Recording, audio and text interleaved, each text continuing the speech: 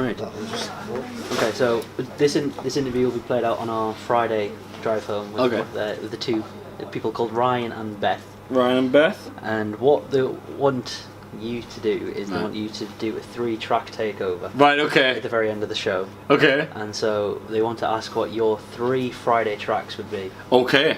Oh, God, that's put me on the spot. I can give you some time to think. Yeah, should we do that at the end? We can do that at the end. Cool, Yes. thanks, man. Yeah. So, big tour. Big tour. UK tour. Yeah, man. How's it panning out? It's going fantastically, mate. This is getting filmed as well, isn't it? Yeah. Well, I'll just first have to explain. This is it's not what it looks like. It hasn't been set up. This is actually mine, and I do take it everywhere with us. And sometimes I just stick it on the side of my house so everyone knows where I live. So that happens. It's been great, man. It's been fantastic. We've got about, I think, depending on when this interview goes out, I've currently got 11 dates left. The final one being the arena, which is just crazy. So yeah, it's been going great. It's my biggest tour. Yeah, I'm really happy with the material. It's probably my best show I've ever done, I think, so far to date. And yeah, the crowds have been fantastic, and yeah, I just can't wait to get the arena, man. It's gonna be insane. Could you give us any little hints on some of the material? I can tell you different things I talk about. I don't really. I'm not going to give them away for free like some kind of maniac, right? Especially not a Spark, right? Of all people, chances. No, so I've got like I talk about being a dad briefly. I talk about my fears. I talk about being married. I talk about confidence. I finally give a full in-depth analysis of last year when I was arrested in my underpants in a hotel. That finally gets dealt with, and it's basically therapy. It's basically therapy for terrible things that happen in hotels, and yeah, it's just storytelling. I love taking the audience on a journey, you know what I mean, and making them laugh, making them feel, make them scared. I make them scared. I've got some scary stories in this show. It's great fun. Any hints on the scary stories? The scary stories are about, one of them is about a figure that I saw in a hotel corridor outside my room. That's all you're getting of that one. And then the other one is about creepy things kids do when they sleepwalk.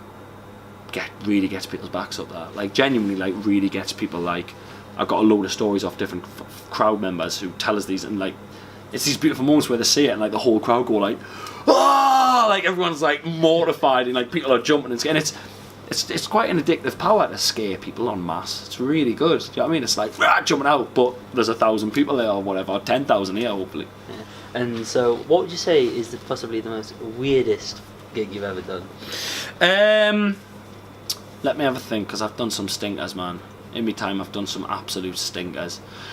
What's the most awkward thing you've had to do on stage? Awkward thing. Oh, this is the one. I'll probably better say this because you're a student and that, so it's not that bad. I've actually played the arena before. I've done a gig in the arena before. Okay, I don't know. Kate, can you remember? It was student engineers. It was like a conference. Yeah. And it was like a Christmas party or something. No. It was like student. It was like a fresher students thing. Skills. Something. Anyway, it was students. It was engineering students at the arena, and I only remembered this recently when my support act was saying, "What's it like backstage at the arena?" And the way I went in my brain, I went, "Have I been there? Oh, I've been there. Why was I there?" I did a gig, and it all came because I pushed it down into me soul and to just forget it forever. And it was basically, it was like it was engineering students or something. They'd done like a sports day thing, and then they came in. They were like, must have been a freshers thing as well, because they didn't like us. There was only about 1,000 of them, and they weren't enjoying it. And I was trying to read stuff out, and I had to do a competition with them, and they weren't having it. They were just shouting and screaming.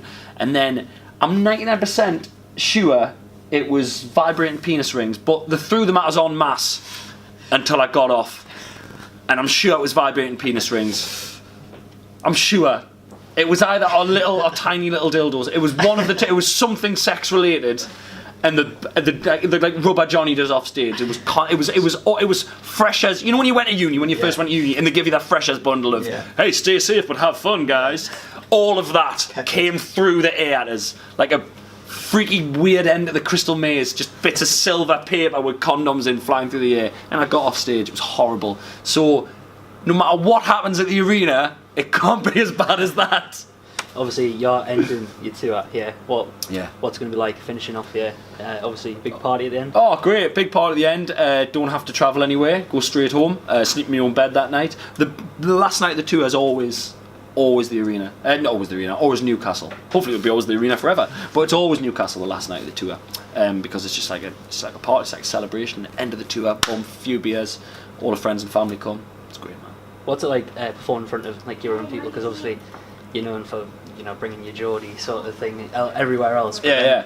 It's like everyone around here can relate to it. Yeah, it's great. That's the best bit, man. It's like sort of, people can sort of fill in the blanks kind of thing, and you can have a lot more fun with kind of locality and stuff. And we've just got a great sense of humour up here, and it's just they're always behind you as well. They're behind you, and they really want you to do well, What's the difference between, obviously, well known for your TV, like Celebrity Juice, being on I'm a Celebrity. What's the difference between performing live in the arena? Obviously, you've got audience interaction and being on TV. Live's better. Stand-up's the best. Stand-up's the best. Like, TV's fun. Like, Celebrity Juice is amazing, and all these other shows are so much fun, and it's a pleasure to do them, and it's a dream. But stand-up's the best. It's just so honest, and you can do what you want, and I'm not. And it's just me, mate. I don't want to share it with anyone. What's your favourite TV thing that you enjoy doing most? Juice is up there. Celebrity Juice is definitely up there. It's fantastic. But my show on Comedy Central, the Chris Ramsey show, I love that. That's probably my favourite, I've got to say, obviously. Virtually Famous hosting that's really good fun.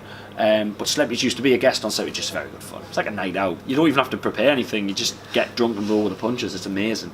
Yeah, you mentioned your own show there. What was it like putting that together and obviously getting it on such a big channel? Yeah, it was amazing. Like it didn't really feel real until I saw the advert for it while I was watching Friends during the day, and I was like, oh crap, that's happening. That's my show. That's coming on. Like, do you know what I mean?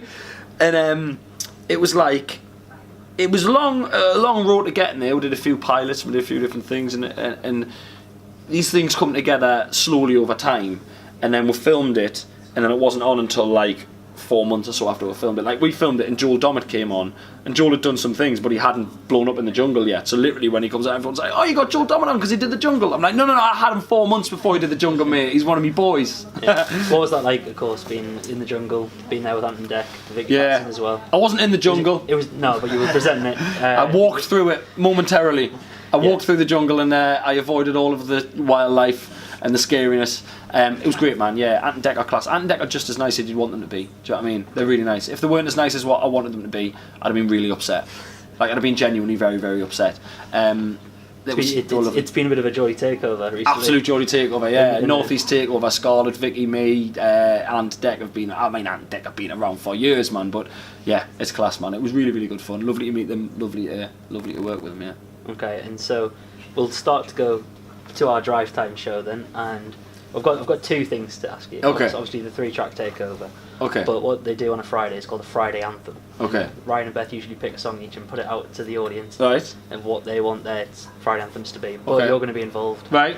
This week, and so what would be your Friday anthem to get people in the mood on a Friday, to get them going, to get them buzzed for the weekend? My anthem to get you buzzed for the weekend, and I tell you what, it's coming out of left field. It's coming up from the 80s. It is. Is it Prefab? King of Rock and Roll. Who's sung King of Rock and Roll? Is it Prefab Sprout or is Prefab Sprout Americanos? Oh, I don't know. Holly Johnson. Did Holly Johnson sing King of Rock and Roll, or was it Prefab Sprout? No, it's Prefab Sprout. My Friday anthem is I can't even speak. Prefab Sprout. No. Fucking hell. Google it. King of Rock and Roll, Prefab Sprout. Yeah. Don't leave all this in. Yeah, heavy editing.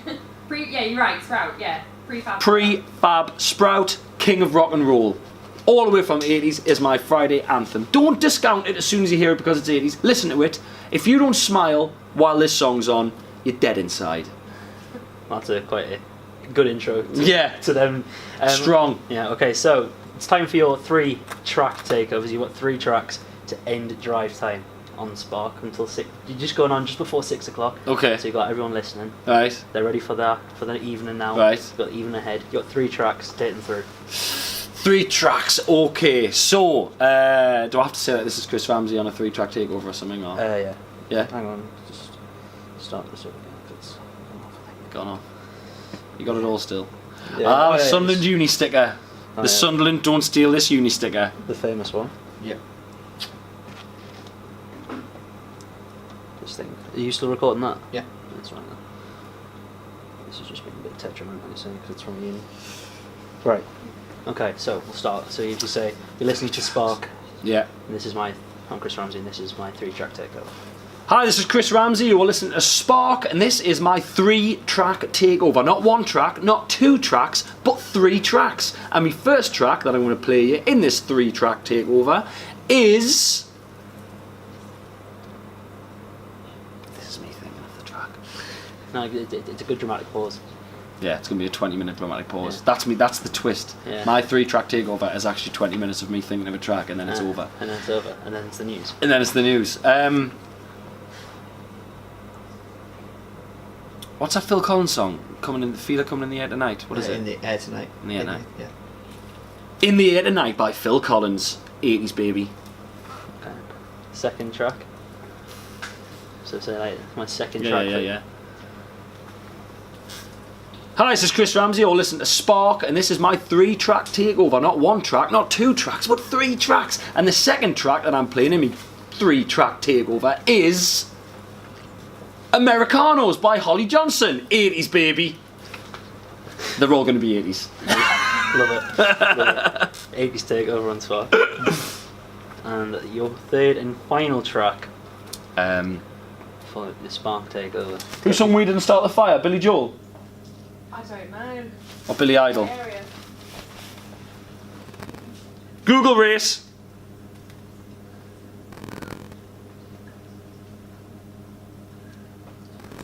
Billy Joel. Billy Joel. Bastard. Billy Joel. Hi, this is Chris Ramsey, and you are listening to Spark, and this is my 3-track takeover. Not 1 track. I'm not going to say that anymore. My 3rd track is We Didn't Start the Fire by Billy Joel. 80s baby. Sweet.